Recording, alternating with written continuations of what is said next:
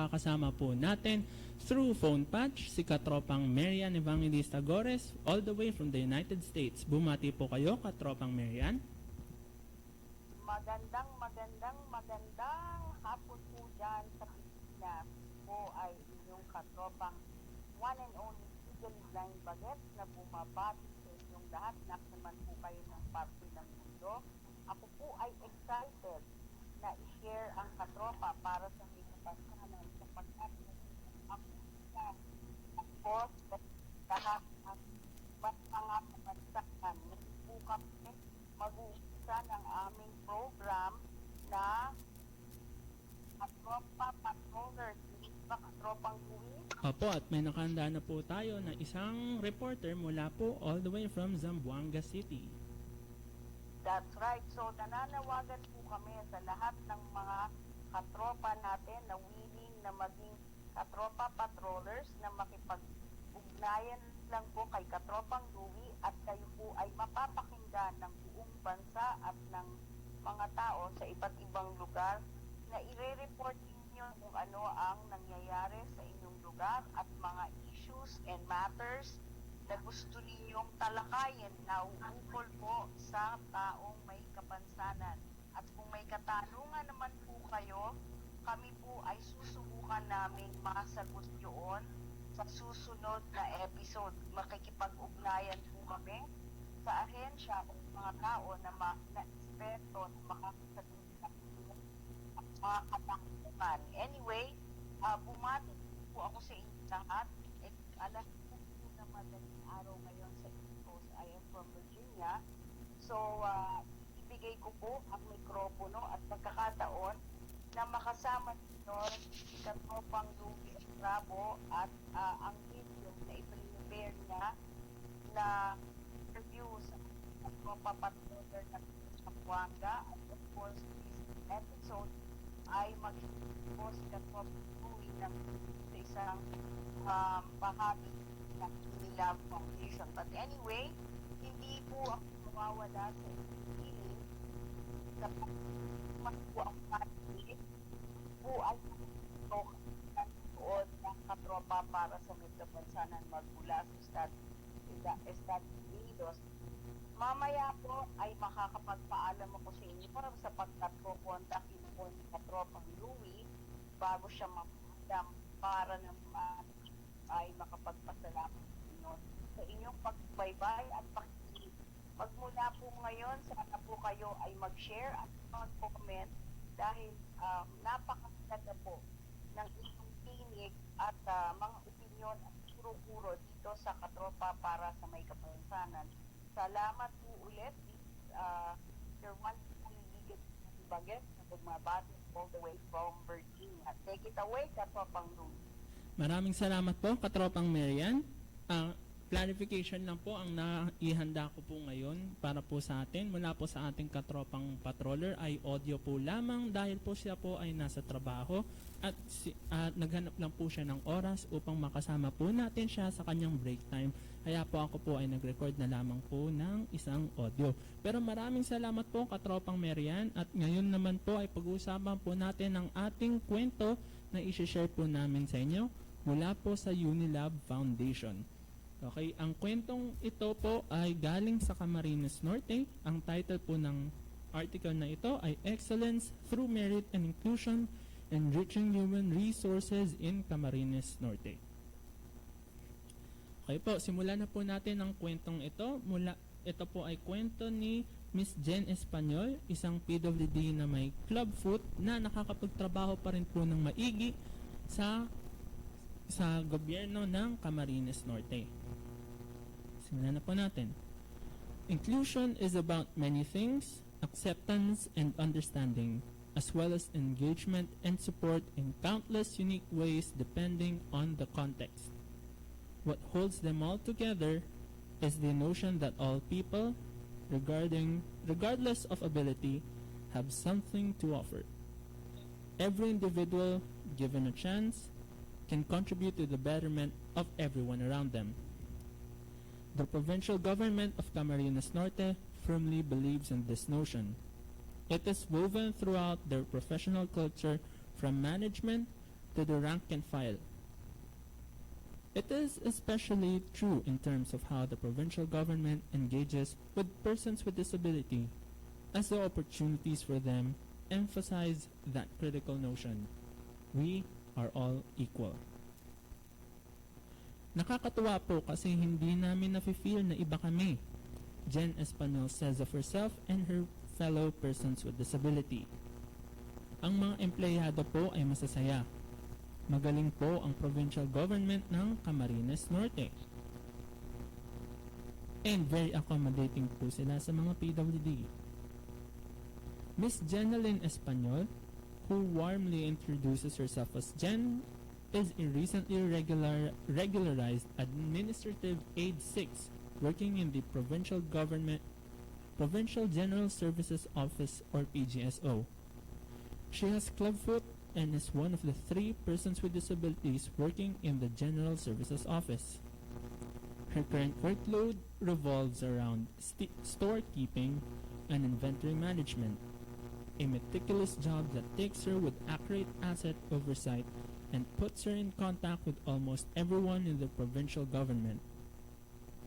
That kind of wide-ranging interaction is not just a testament to her professional skills, but proof as well of how the provincial government is serious in implementing Republic Act 10524, the mandate to have persons with disability comprise at least 1% of the total workforce of a government office. Engineer Eden Borja is the department head of the GSO. She oversees the operations of the office and she ensures their overall quality of service. A mandate that requires clear insight into the people she works with. Hindi ko siya nakikita na may hindrance. Engineer Borja describes Jen as staff. Lagi ko kasing sinasabi, may mga tao na nagagawa nila yung mga bagay na pwedeng hindi mo nagagawa. This objective management style is indicative of the overall inclusive spirit of the provincial government, and it is felt through the system. The Civil Service Commission has a mechanism called the Program to Institutionalize Meritocracy and Excellence in Human Resource Management, or also known as PRIME HRM. In brief, PRIME HRM empowers government agencies by developing their human resource management competencies, systems, and practices towards human resource excellence. The provincial government of Camarines Norte has taken PRIME HRM to heart. The way they practice inclusion with their employees, especially persons with disability, is proof of that commitment. In March of this year, the CSC awarded the provincial government with PRIME HRM Level 2 accreditation, a first for a government unit in Bicol region. Dolores Loares, Human Resource Management Officer 4 of the Provincial Human Resource Management Office, emphasizes that point further. We already incorporate the equal opportunity principle in our 4 core HR system: in recruitment, selection, and placement, performance management system, learning and development, and rewards and recognition. She points out that when evaluating and bringing in persons with disability, the provincial government works extensively with the Provincial Health Office to make sure that their needs are considered. Out of the 1,935 regular and non-regular employees of the provincial government, 24 of them, or 1.24% of them, have been classified with some form of disability: orthopedic, visual, and hearing, as well as chronic illness.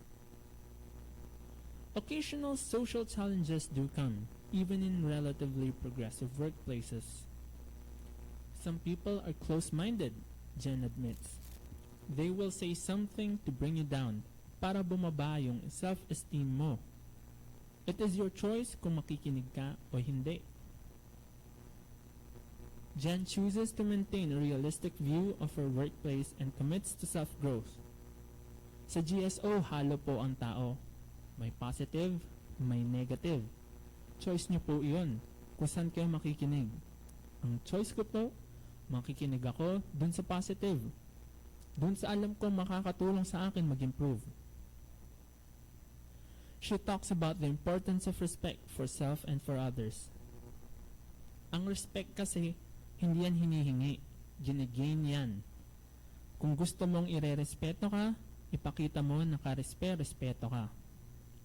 Respect is not freely given, it is earned. If you want to be respected, show that you deserve respect.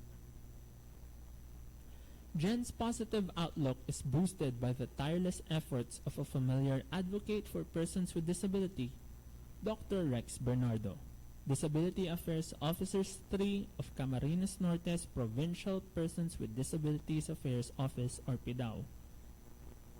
The provincial government of Camarines Norte started being more inclusive when it created its PIDAO, with Dr. Bernardo as its head.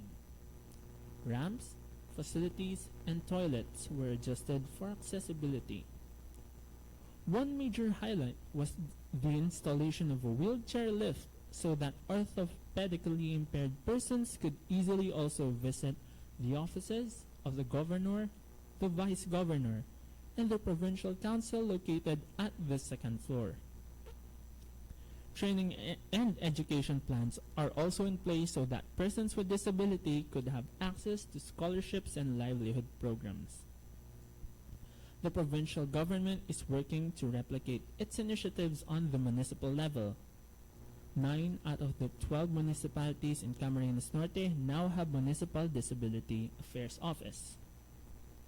Dr. Bernardo knows that the PIDAO cannot take on all the responsibilities alone. Collaboration is important. We are actively participating with LGUs, academe, and social civic organizations para naman mas maipromote po natin ang advocacy natin to empower persons with disabilities. Here in Camarines Norte, we do not give them charity. What we give them is an opportunity, he said. Ayun po. Yun po ang kwento ni Miss Jen Espanyol ng Camarines Norte. Maganda Katropang Marian, yes po? Katropang Louie. Yes po. Of course, no? Ini-empower natin lahat ng mga nanonood na katutok sa atin na mag-share ng kanilang success story. Sapagkat hindi naman dahil may kapansanan ka, wala ka na silbi. Yun ang ating palaging sinasabi. Napakarami po mga katropa ang may kapansanan na very, very, very successful sa kanilang fields, no, whatever it is that they're doing. Kanya po ang nila foundation, isa po sila sa tumutulong sa ating mga katropa na may kapansanan at makita ng kapasilang para sa field of expertise. At ang masasabi ko po, hindi lang po ito tungkol lamang po kay Miss Jen Espanyol. Ito po ay tungkol rin po sa Camarines Norte LGU na nag-adjust po ng kanilang mga facilities. Nagkaroon po ng ramps, nagkaroon po ng mga wheelchair lifts, nagkaroon po ng adjustment sa toilets para makagamit po yung mga PWDs. Kumbaga, in-adjust lang po nila, hindi lamang po para sa mga ordinaryong tao, pero pati na rin po para sa mga PWDs, para po maging mas accessible yung kanilang mga offices, di lamang po sa mga staffs and employees, kundi pati na rin po sa mga bibisita, sa mga government offices. Yes, actually, dapat pasalamatan natin ang LGU ng Camarines for being proactive in assisting the plights of persons with disabilities. Maraming salamat po. Taus-puso po kami tumatanaw ng utang na loob sa inyo sa pagpapatupad ng batas natin sa accessibility law na Ayun po, yun po yung isa sa mga napag-usapan po namin last week, Yung accessibility po para sa mga local government offices, sa mga private institutions, also kasama na rin po yung mga public institutions and establishments tulad ng hospitals, ng mga parks.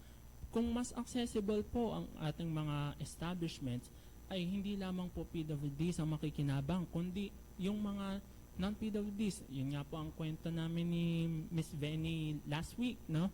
Na ang mga gumagamit po ng elevators, ng mga ramps, ng mga handrails, hindi lamang po PWDs, kundi kasama na po yung mga senior citizens, yung mga pregnant women, at pati na rin po tayo mga regular na tao na naghahanap lang po ng mas komportabling dadaanan. Kaya po pag mas accessible po ang inyong establishments and buildings, mas makakainganyo po kayo ng tao. Kung kayo po ay isang private institution, kung kayo po ay isang business establishment, kung kayo naman po ay government office, mas accessible po ang inyong opisina, mas maririnig nyo po ang boses ng mga tao.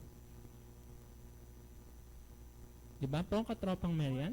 As I said, ako po ay nakaisa sa makakapagsalita sa inyo na ako ay isang taong may kapansanan na mahina ang paningin, ano? Pero hindi po yun naging hadlang para ako ay magtagumpay sa aking career. So, ang sinasabi ko lang po, kung ano man po ang inyong kapansanan, sana po ma-empower kayo na lumaban dahil kayo po at kayo rin ang tutulong sa inyong sarili. Kailangan po lakasan niyo ang inyong loob para kung ano man ang sitwasyon na mapipili niyo na kayo ay waling pili sa mundo, hindi totoo yun. Bawat puta, anak na merong role sa mundong ibabaw. Iba-iba nga lang po tayo naggagampan ng role para po tayo nasa stage na iba-iba po ang ating papel.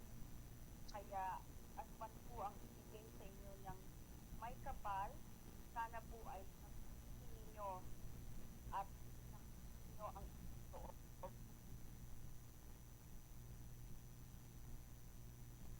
Napakahirap ng itong landas na tatahakin sapagkat kung ano man po yun ay bigay ng Panginoon nun kung hindi ninyo kaya. First of all, let's thank Veneranda Mateo for taking my case last week. No? I'm very, very grateful. Unfortunately, I wasn't there with you, but I was there with you. God, thank you, Spirit. Ako ay meron lang inasahan na salo-salo para sa mga taong may kapansanan. At si Ma'am Veneranda Mateo came up with the idea ng Katropa Patrollers. Thank you, Ma'am, sa idea mo. Pagkat sa pamamagitan itong pananawagan natin na magkaroon ng Katropa Patrollers, napakarami po maa-achieve nito sapagkat magkakaroon tayo ng pagkakataon na marinig ang ating tinig sa buong mundo kung ano ang kalagayan ng taong may kapansanan sa Pilipinas. Whether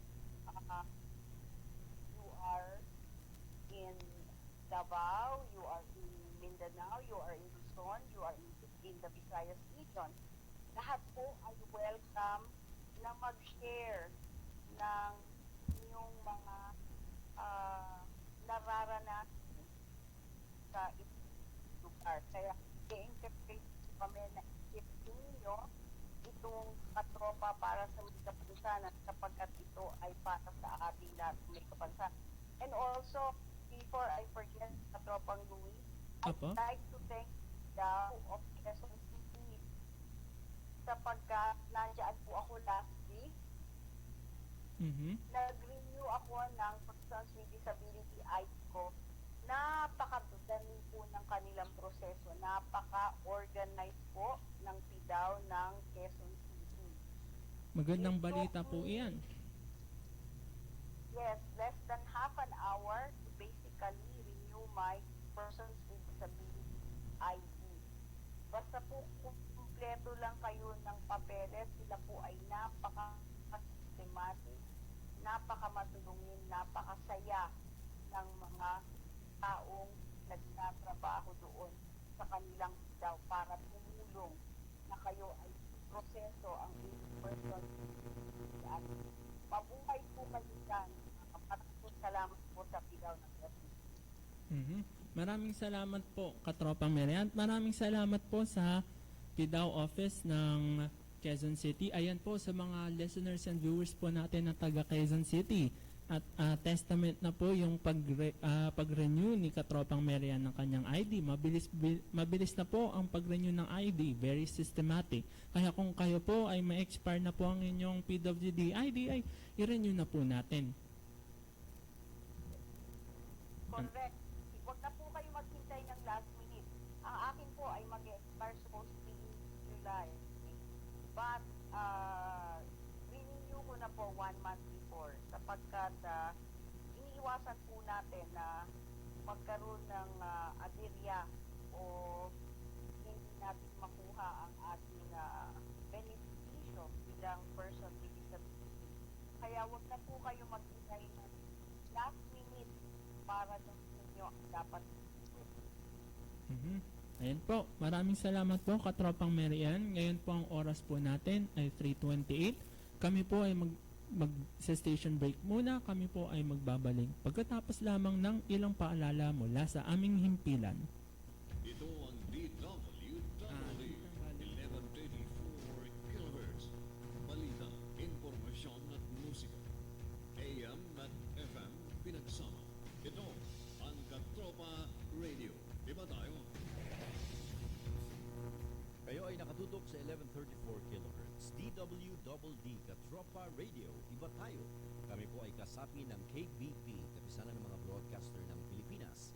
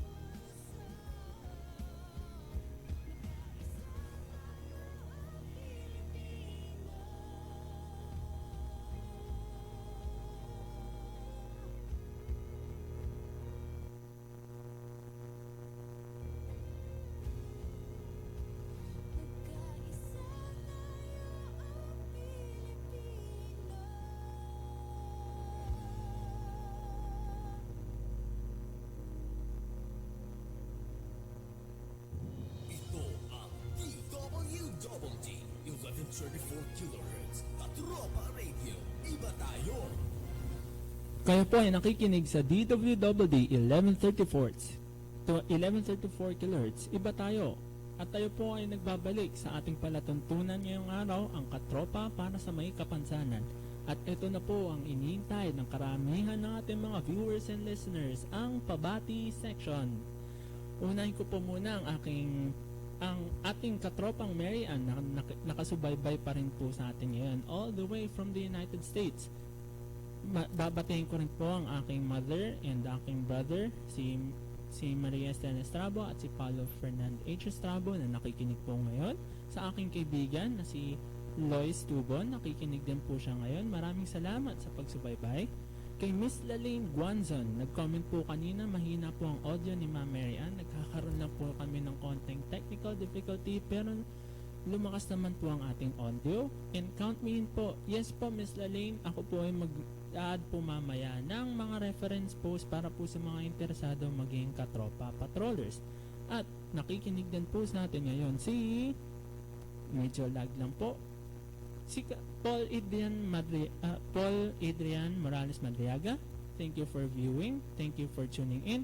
Kay Miss Leia Alamani Acosta, kay Adrian Papa P. Puod Sr., kay Kea, kay Mr. Edwin Bayani, kay Mr. Roque Tapales, mula po sa Zamboanga, isang PWD worker, kay Sir Ricky Delgado sa Caloocan PWD Association. Magandang hapon po sa inyong lahat. Maraming salamat sa pagsubaybay. At sa mga katropa, mga nag-volunteer po, mga nag-apply na maging katropa patrollers, na-receive ko po ang inyong application. Antayin lamang po ang aking tugon sa inyong mga response. At nagpapasalamat po ako na malaki po pang pagtanggap sa ating application.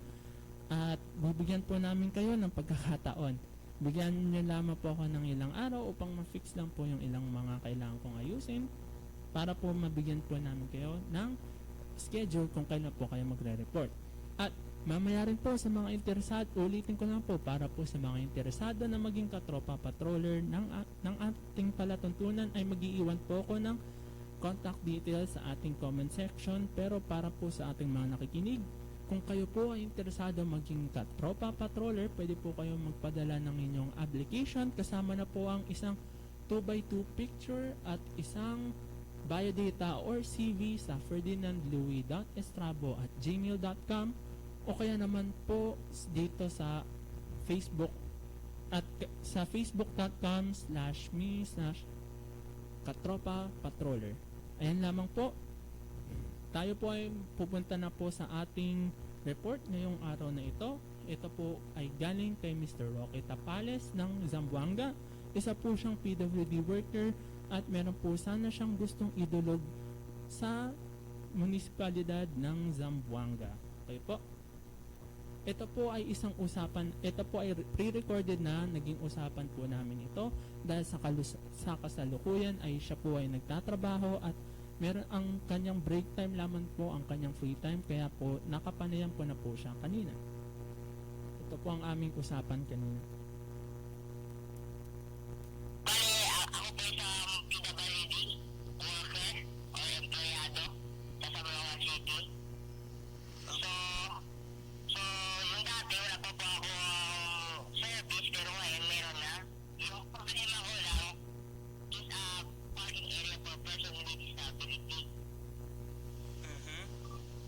Bali, ganito yan Di ba nakataad na yun sa loob na meron siyang parking area para ito and Apo, tama po. Meron pong dapat naka-alat na PWD. bali may bakas na traffic yan. Apo. Ang sa akin lang, bakit hindi pa na-implement na nakasaad na yan sa batas? Diba? Apo. So, ano ba na dapat gawin natin? Diba? Hindi tayo dapat na, ay yun lang, yung pang-leader natin sa Zamboanga o sa PWD natin sa leader dito or kahit saan, dapat ipaglaban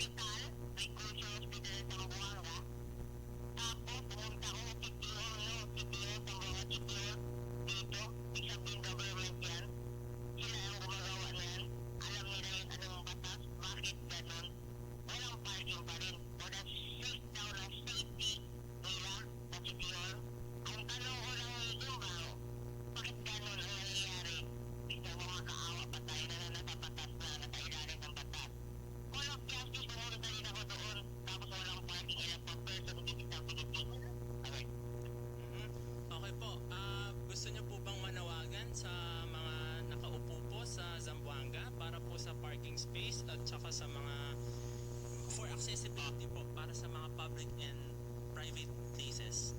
Sa akin lang po, ano, na, na-implement na dito sa mga kasi hindi po ba pambihira yung magiging kapasaran natin? Diba? Bali, alam mo na yung sitwasyon natin na ang hirap. Pati isa pa po, sir, meron po kong nabalita na aprobahan na dito sa mga city yung Center for Better Disability.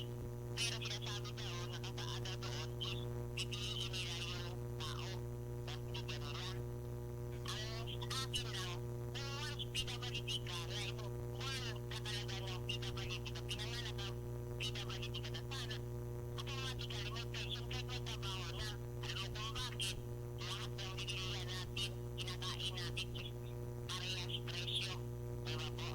Ibig sabihin, huwag sabihin example, may pension na ako, hindi na lang ako magtatrabaho, mag-aaral na lang ako ng pension, pangit din, diba? Kung mabibigyan mo ng gobyerno ng pension sa mga city or sa mga PWD dito sa Buanga, sana lahat na lang. Kung yung leader na, ay okay na lang.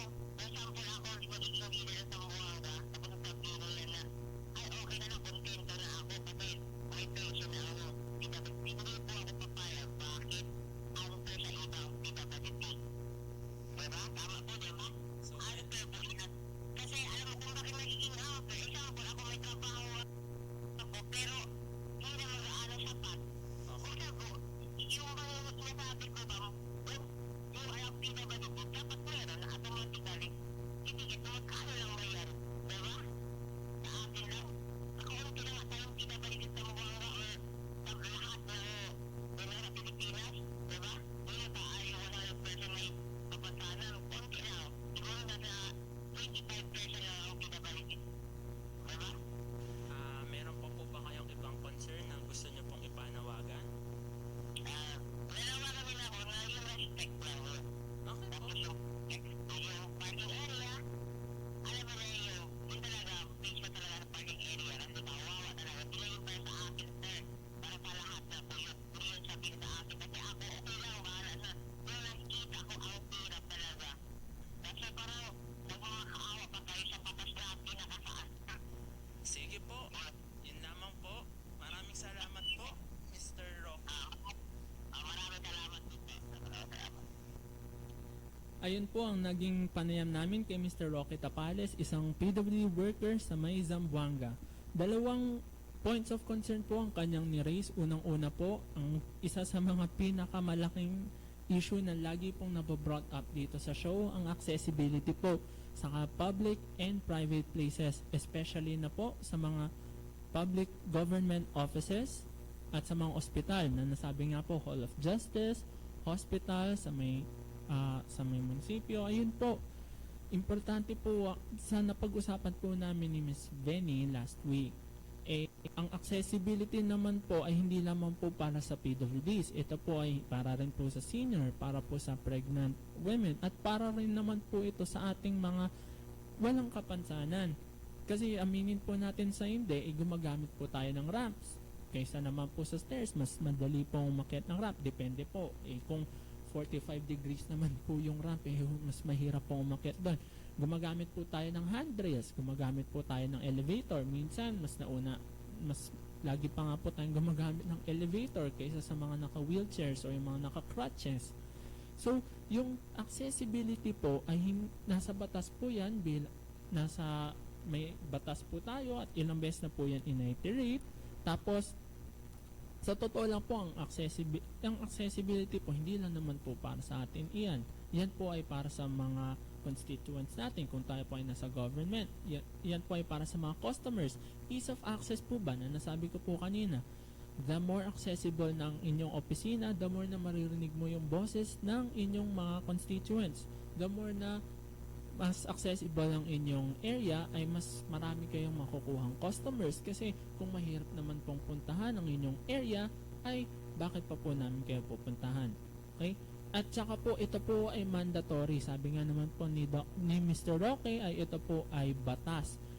Pag yan po ay napatunayan na hindi sinusundan, ay may karampatang parusa. So sa LGU po ng Zamboanga, sana po ito po ay matugunan. Susunod naman po na issue na kanyang ni-raise ay ang para sa mga PWDs, pension para sa mga PWDs. Ang kanyang point of view po ay sabi naman po niya pipiliin lamang po ang tao na bibigyan. Ang aking opinion, ito po ay opinion ko lamang at hindi po opinion ni Katropang Mary Ann o opinion ng stasyon na ito. Ang akin po ay okay lang po ang pilian kung ito po ay para sa mga taong talagang nangangailangan. Yung mga persons with disabilities na walang trabaho at the same time walang dependents, wala. Kasi masasabi naman po talaga natin, meron pong mga PWD na naghihikahos na hindi po maganda ang living condition. Para sa akin po, sila deserve po nila. Pero nakabatay po para sa akin, nakabatay po yan sa kung ano po yung kanilang guidelines sa kung sinong mapipili. Kasi kung ito po ay ide-determine ng isang tao lamang, ay hindi naman po ata ito patas, kasi pwede po niya itong ibigay sa mga may pabor sa kanya na PWDs, or maari rin po siyang gumawa ng mga peking PWDs. Aminin naman po natin, pwede po niya siyang gumawa ng peking listahan ng mga PWDs and sasabihin niya, binibigay niya. Kung ganun lamang po, lahat tama naman po si Mr. Roque, lahatin na po natin kung hindi po maganda yung pagpili ng mga, yung kumbaga yung guidelines para sa pagpili. Kasi unfair naman po talaga. Yung mga nangangailangan, kadalasan sila pa po yung mga hindi nakakakuha ng serbisyong ito. Tapos yung mga PWDs, mga persons with disabilities na maayos naman po ang buhay, minsan sila rin po yung nakakakuha nito mga benefits na to. Hindi po ito patas. Kung ito po ay makukuha ng mga nangangailangan, yung mga walang pagkain, gamot, yung mga walang AIDS, yung mga walang PWD materials, tulad po ng yung sinire-refer ko pong AIDS, yung mga crutches, wheelchairs, yung mga canes para po sa mga blind, ayun po. Or kung hindi po talaga may ayos, pwedeng i-funnel na lang po itong funds na to sa pagpapaunlad ng services, para hindi lamang po para sa PWDs, kundi para po sa lahat ng mga taga Zamboanga, kasi ang pera po ng bayan dapat napakikinabangan. Ayun lamang po ang aking point of view. Kung meron po kayong opinion tungkol po sa matters na ito, ay maaari rin po kayo mag-share sa comments. At ngayon po, sa mga interesadong maging Katropa Patrollers, katulad po ni Mr. Roque Tapales, magbibigay po ako ng isang application form link sa comment section mamaya po pagkatapos po ng show. Ibibigay ko rin po ang aking email address at contact details upang mas madali nyo pong maipadala sa akin ang inyong mga application. Ngayon naman po ay pupunta po tayo sa isang topic na gusto ko po sanang mapag-usapan. Dahil bihira po ito na pag-uusapan, mapa sa radyo, sa TV. Ito po ang usapan ng mental health, lalo na po ang depression. Kasi po nagkaroon po ng balita last week around June 27 na ititigil na daw po ng DOH ang suporta sa suicide hotline dito sa Pilipinas, ang Hope Line PH. According po sa kanila, kasi po nagkaroon na po sila ng National Center for Mental Health Crisis Hotline. Dahil po meron na po silang sariling hotline, ay binibitawan na po nila yung kanilang suporta sa Hope Line PH. Pero ang Hope Line PH po ay 2016 pa lang na-establish na at sinusuportahan na po ito ng DOH noon pa. Nagkaroon man po ng konting issues tungkol po sa availability ng calls and whatnot. Ang issue po ng mental health ay very, very relevant, especially ngayon. Kasi hindi lamang po yung mga PWDs ang nagkakaroon ng mental problems, pati po ang mga ordinaryong tao. Last week nga lang po, meron pong sinusundan na YouTuber. Nakakalungkot po, nag-post po siya ng isang video na natanggal na po ng YouTube Tapos after 3 days, natagpuan na lang po ang kanyang katawan na palutang-lutang sa isang river. Ito po ay naganap sa US.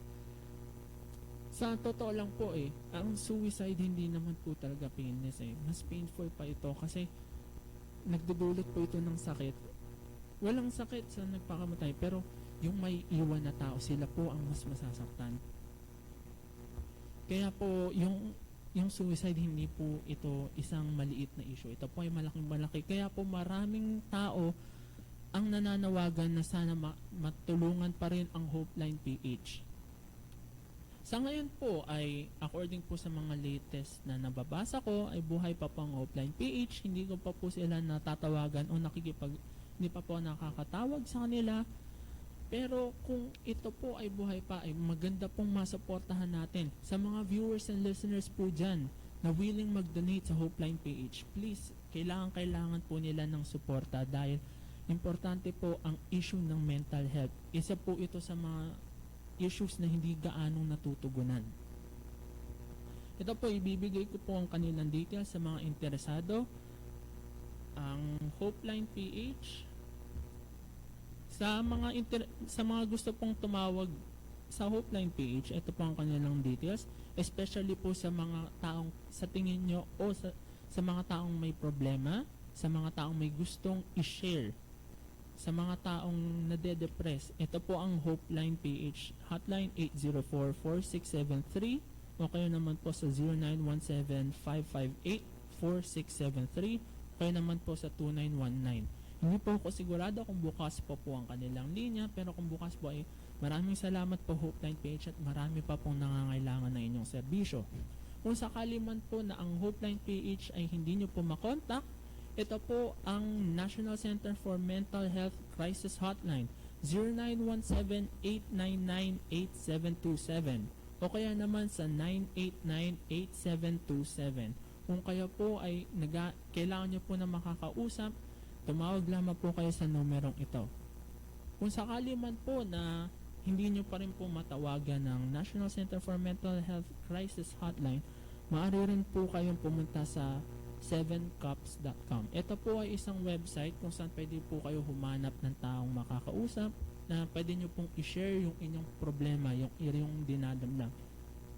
Kasi importante po yung release, importante po na may nakakausap po tayo sa oras ng pangangailangan. Ako po, nagamit ko na po itong 7cups.com at masaya naman po ako sa resulta, yung aking mga problema, yung aking mga iniisip na ilabas ko po yung aking saloobin. At pagkatapos po noon mas magaan po ang pakiramdam. Kaya po sa mga sa mga viewers and listeners natin na may dinaramdam na may malalaking problema, kung kailangan nyo po ng outlet, kung kailangan nyo po ng makakausap, do not hesitate. Minsan po ang kailangan lamang po natin upang magligtas na isang tao ay isang tawag, isang usap. Ulitin ko po, National Center for Mental Health Crisis Hotline 0917-899-8727 o kaya naman po sa 989-8727. Sa Hopeline page naman po, 804-4673, 0917-558-4673 o kaya naman po sa 2919. Hinahanap ko po ngayon yung donation link para po sa Hopeline PH pero hindi ko po siya mahanap currently. Pero kung kayo po ay willing na tumulong, ay makipag-coordinate po kayo sa kanilang Facebook na facebook.com/HopelinePH o kaya naman po sa kanilang Twitter na @HopelinePH. Ang kanilang account po ay #SaveHopelinePH. Yan lamang po ang gusto ko munang ipanawagan. Katropang Marian, nandyan na po ba kayo sa linya? Yes, I am back. Your one and only Flying Baguette is back. Naririnig mo ba ako, Katropang Louie? Loud and clear po, Katropang Marian. Okay, let me just clarify, no? Mr. Roque of Zamboanga, okay? Yes po, Katropang Marian. Ano po ang inyong opinion sa mga ni-report po ngayon ni Mr. Roque Tapales? Right. Okay, of course, maraming nag-advocate sa accessibility law, which is iwanagin natin, E44 yan, okay? Mhm. And isa na si Ma'am Veneranda Mateo dyan. So, Ma'am Benny, Ayan po, meron po issue sa Zamboanga ng accessibility. So, ang maipapayo ko po kay Mr. Roque, dahil problema sa accessibility, ang kanya pwede gawin ay sumulat po sa ng katumatang concern sa nila accessibility. Yan po ay pwedeng i-address sa NCTA as well, no?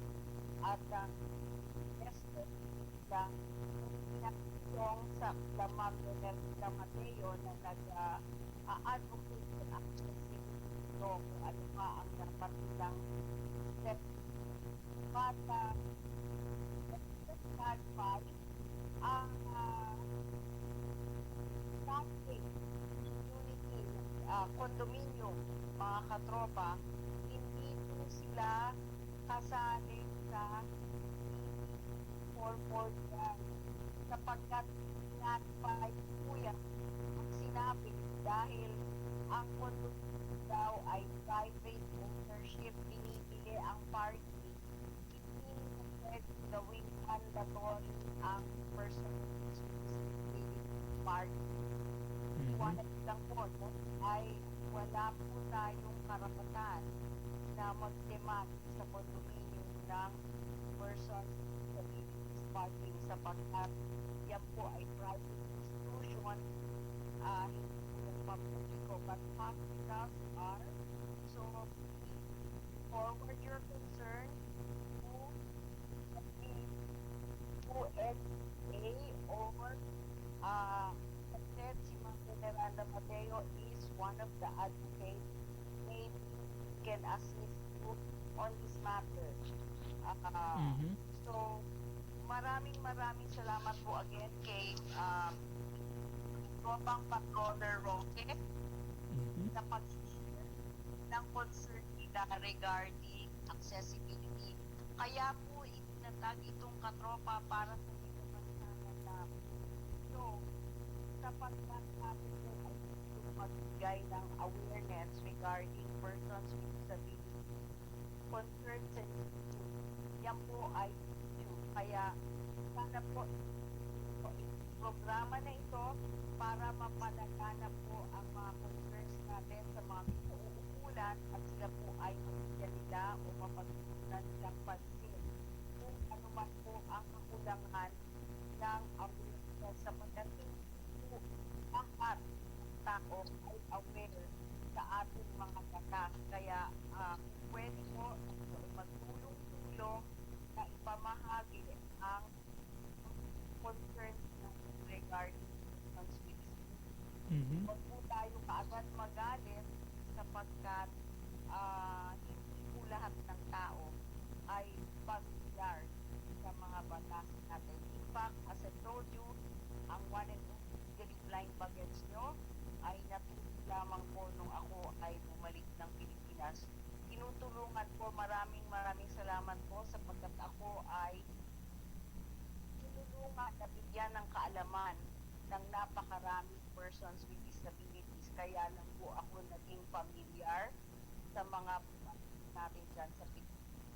But once again, malapit na po tapos ang ating programa. Gusto ko lang po manawagan na kayo po ay makiisa sa amin na maging katropang patroller at i-share po ninyo itong ating programa sa buong Pilipinas. Maraming salamat po. Sana po kayo ay sumama sa amin ito next week, Thursday 3 to 4. Meron na naman po kaming another patroller at interviewin na tatawagan ni Katropang Louie Estrabo. Ito po ang one and only legally blind bagets nyo na nagpapaalam sa inyo for now, but I will be with you next week on Thursday 3 to 4. Same place, same time. I hope that the show will be persons with disabilities. Maraming salamat po. Kayo po ay magkaroon ng magandang hapon. Maraming salamat po, Katropang Mary Ann, sa pagsama sa ating show ngayong araw na ito. At gusto ko po sana magdagdag bago po matapos ang show. para po sa mga interesado na mag-donate sa Hopeline PH, ito nahanap ko na po ang link. Ito po ay gogetfunding.com/HopelinePhilippines. Lilinawin ko lang po, hindi po ako affiliated or related. Ang stasyon pong ito ay hindi po affiliated or related, pero ako po sinusuportahan ko po ang Hopeline PH dahil ito po ang issue po ng mental depression ay isang malaking issue na kailangan matugunan. Ayun lamang po sa yes po, Katropa Marin. Bago ka mamaalam, pasalamatan naman natin ang staff ng DWW. Siyempre po, hindi po natin pwedeng kalimutan. Major Lara, yung mga staff natin dyan.